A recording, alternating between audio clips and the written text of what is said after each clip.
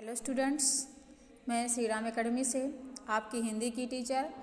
तो हमने 4 chapter complete कर दिए हैं। आज हम 5वां पार्ट पढ़ाएंगे, जिस पार्ट का नाम है लौह पुरुष सरदार पटेल। ठीक ना।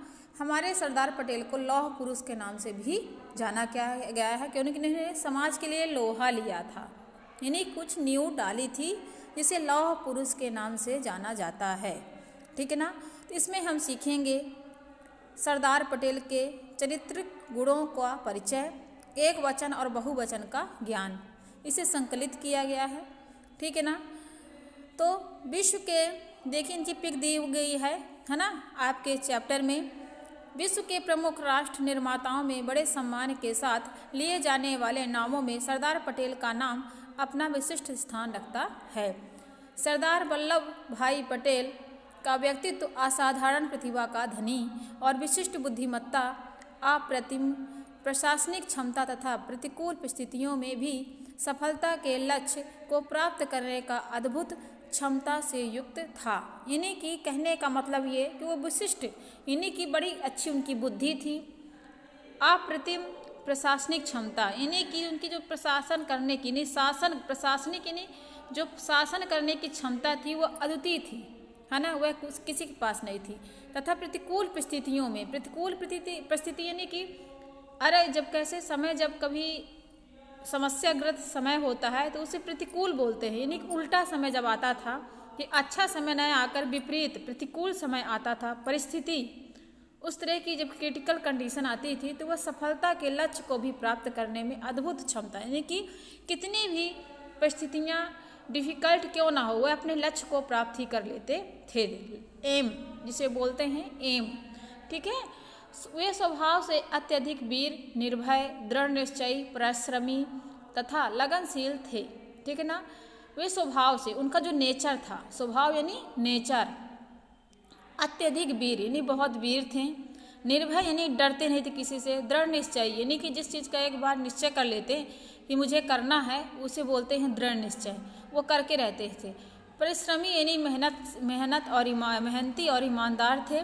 लगनशील यानी अपने कार्य को कंटिन्यू करते रहते थे। आया समझ में। इसी कारण उन्हें लौह पुरुष के संज्ञा प्रदत्त की गई। सरदार वल्लभ भाई पटेल का जन्म 31 अक्टूबर 1875 को नाडियाड गुजरात में हुआ था। यानी 31 अक्टूबर 1875 को नाडियाड गुजरात में हुआ था। ये गुजरात प्रांत से थे। इनके पिता का नाम जवेर भाई तथा माता का नाम लाड बाई था। इन्होंने नाडियाड स्कूल में 1897 में मैट्रिक की परीक्षा उत्तीर्ण की, है ना। मैट्रिक यानी पहले 10th और 11th बोर्ड हुआ करता था, इसे मैट्रिक कहते थे।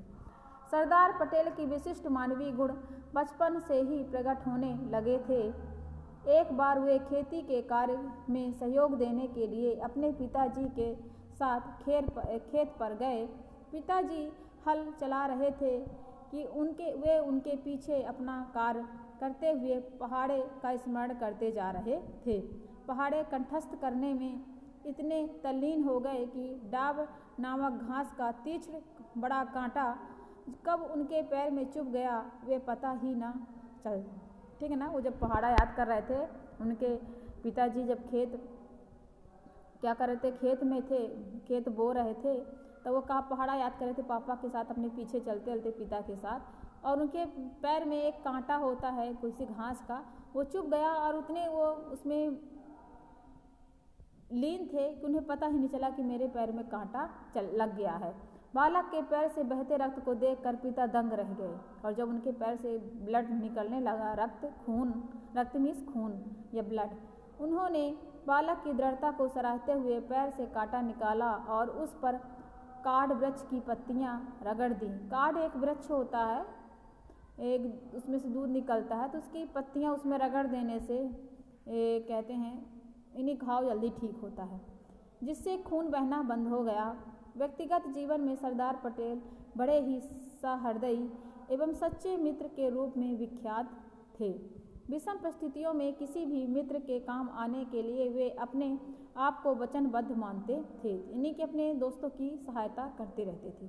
सार्वजनिक जीवन में लौह पुरुष की संज्ञा प्राप्त करके भी उनका हृदय नारियल के समान बाहर से कठोर और अंदर से कोमल था। वे किसी भी विषय, भाव या विचार को तत्काल समझ जाते तथा अगले ही क्षण तदनुरूप कार्यवाही करते। तत्काल यानी कि तुरंत, ठीक है ना। तदनुरूप यानी कि अगले ही क्षण, यानी कि जल्दी से ही उसी के अनुरूप। तदनुरूप का मतलब होता है जैसा समस्या थी उसी के अनुरूप वो कार्यवाही करते थे। सरदार पटेल प्रतिक्षण सजग, सचेष्ट और स्फूर्तिवान थे, यानी कि हमेशा सजग रहते थे और प्रतिक्षण यानी कि हमेशा अलर्ट, एक्टिव जिसे बोलते हैं, एक्टिव पर्सनालिटी, और स्फूर्तिमान, और कहते रहते थे स्फूर्तिमान यानी कि एक्टिव पर्सनालिटी थी कुल मिला के ये। वे स्वस्थ हो या अस्वस्थ, सोते हो या जागते, हर क्षण हर स्थिति में उनका ध्यान राष्ट्र की तत्कालीन महत्व की परिस्थितियों और उनके समाधान पर ही लगा रहता था। यानी वे सोते जागते उन्हें अपने राष्ट्र की कुछ समस्याएं थी उनमें ही लगा रहता था। स्वतंत्रता संग्राम काल में सत्याग्रह आंदोलन एवं बारडोली में किसानों को संगठित कर लगान माफ करने जैसी उल्लेखनीय सफलताओं में आपका महत्वपूर्ण योगदान रहा।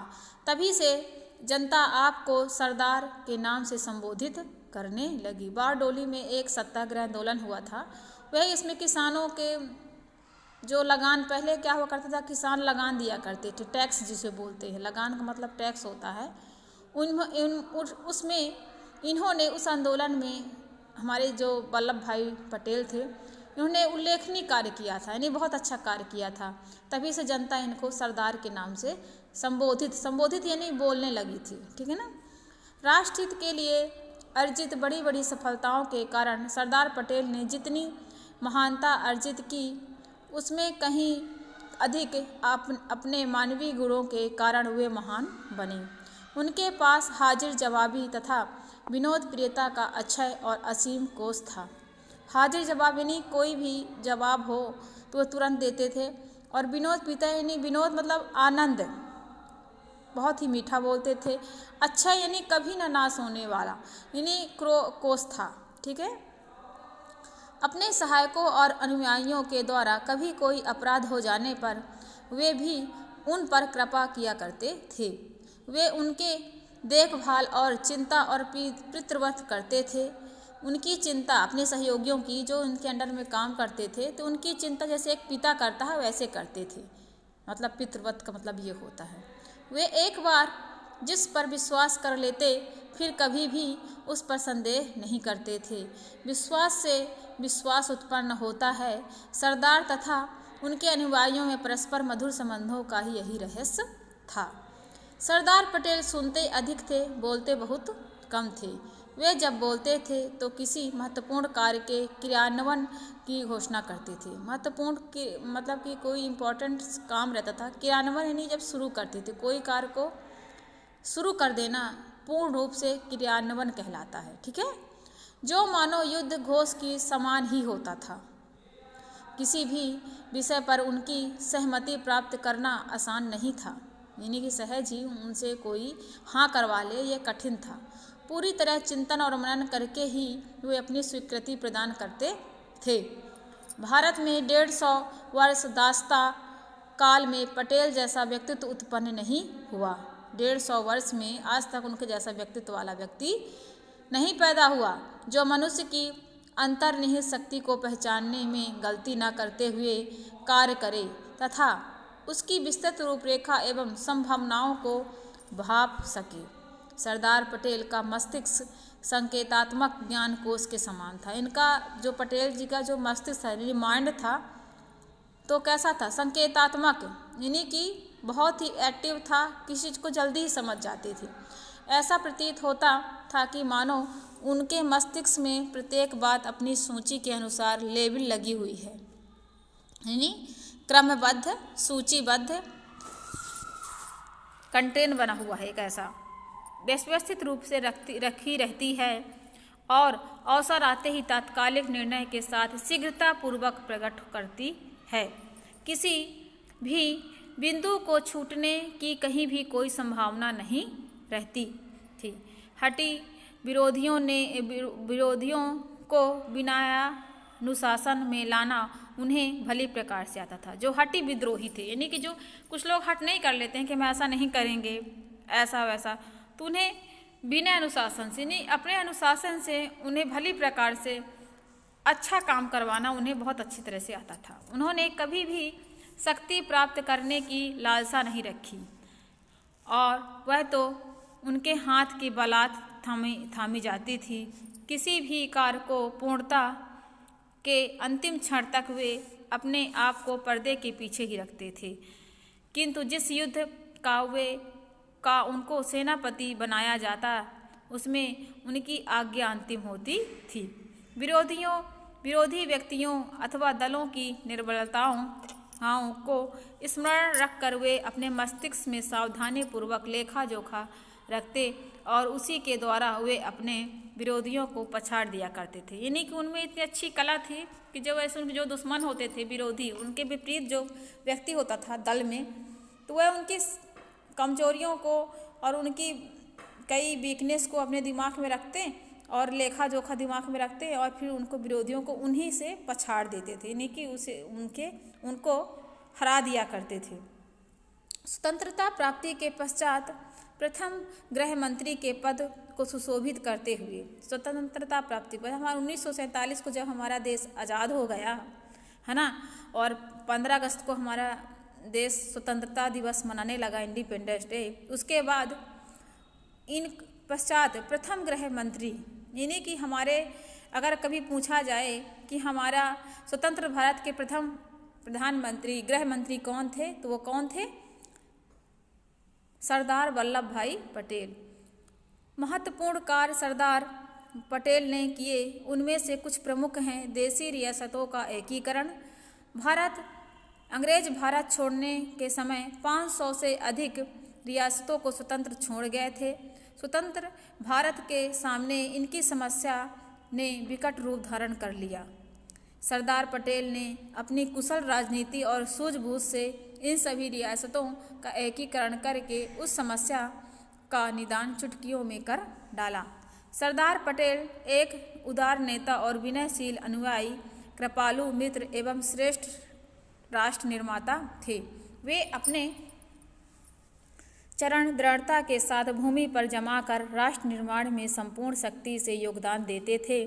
जीवन के अंतिम दिनों में वे अव्यवस्था काल में चिकित्सकों यानी डॉक्टरों द्वारा चेतावनी पर देने पर भी उनकी स्थिति खतरनाक है, पूर्ण विश्राम करें, पर बिना रुके निरंतर वो कार्य करते रहते थे। डॉक्टर कहते कि आप सावधानी बरतें, आराम करें, लेकिन फिर भी वो कार्य करते रहते थे, क्योंकि उनकी यह महती आकांक्षा थी कि भारत अपनी स्वतंत्रता की रक्षा करने में सबल और सुयोग्य बन जाए। यानी उससे स्वतंत्रता तो मिल गई थी अपने देश को, लेकिन हम अपनी स्वतंत्रता को किस तरह से यूज कर रहे हैं और किस तरह से संभाल रहे हैं, इस चीज़ के लिए हमारा देश और हमारे देश की जनता सुयोग्य हो जाए, इससे वो प्रयास करते रहे।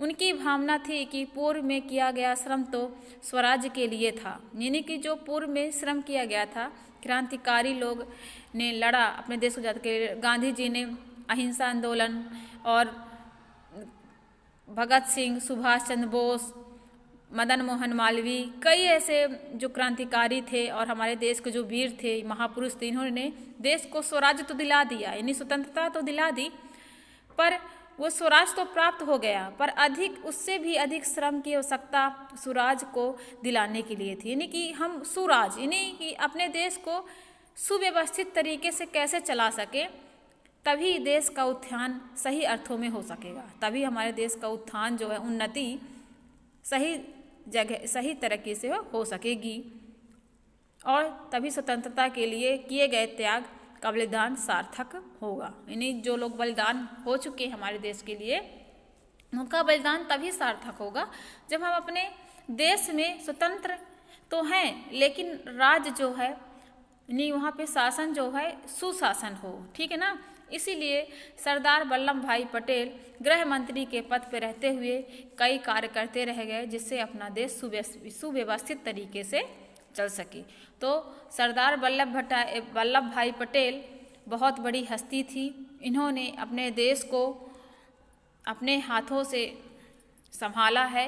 स्वतंत्रता के बाद इन्होंने कई ऐसे कार्य किए और यह विलक्षण बुद्धि और प्रतिभा वाले व्यक्ति थे और ये हमारे स्वतंत्र भारत के प्रथम गृह मंत्री भी रह चुके थे। ठीक है, तो इस पाठ से हमें इनकी इनका चरित्र कैसा था, वल्लभ भाई पटेल का जन्म कब हुआ, इनकी मृत्यु कब हुई और इन्होंने क्या क्या कार्य किए, ये सब इस पाठ में हमको देखने को मिलते हैं। ठीक है ना, तो इसको हम 2 बार 3 बार रीड आउट करेंगे, वीडियो देखेंगे तो अपने आप दिमाग में हमारे बैठ जाएगा। तो देखिए नए शब्द इसमें क्या हैं। तत्कालीन मीन्स उसी समय सर्वसत्ता संपन्न यानी पूर्ण प्रभुता प्राप्त। अनुयायी मीन्स होता है पीछे चलने वाला, मत या मानने वाला। अप्रीतम मीन्स होता है बेजोड़ या अनुपम। हठी मीन्स होता है जिद्दी। महती आकांक्षा नहीं होती है बड़ी इच्छा। ठीक है, अब देखिए अनुभव विस्तार में वस्तुनिष्ठ प्रश्न, सही शब्द चुनकर जोड़ी बनाइए। लौह पुरुष तो कैसे थे, लौह पुरुष किसे कहा गया था, सरदार वल्लभ भाई पटेल को। ठीक है, और महात्मा तो कौन थे, गांधी। और देशबंधु कौन हो गए, चित्तरंजन दास। और लोकमान्य बाल गंगाधर तिलक। ठीक है, तो ये इससे मिला देंगे। फिर यहाँ पे खाली स्थान दिया गया है। ख नंबर में दिए गए विकल्पों में से सही शब्द चुनकर रिक्त स्थानों की पूर्ति कीजिए। सरदार पटेल को लौह पुरुष कहा जाता है। सरदार पटेल के आगत गुण बचपन से